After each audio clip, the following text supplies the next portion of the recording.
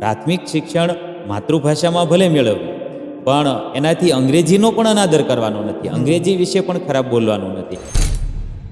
તો માતૃભાષાને લઈને હાલમાં અત્યારે દેશની અંદર ઘણા બધા પ્રશ્નો જોવા મળે છે.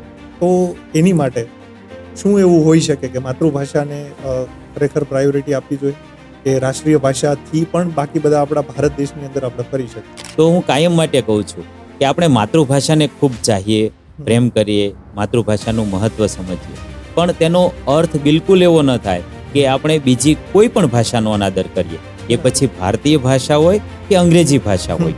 પ્રાથમિક શિક્ષણ માતૃભાષામાં ભલે મેળવ્યું, પણ એનાથી અંગ્રેજીનો પણ અનાદર કરવાનો નથી, અંગ્રેજી વિશે પણ ખરાબ બોલવાનું નથી. તો બાકીની ભારતીય ભાષાઓ વિશે આપણે દુરાગ્રહ રાખીએ, ખરાબ વર્તન કરીએ, એ ખોટું છે.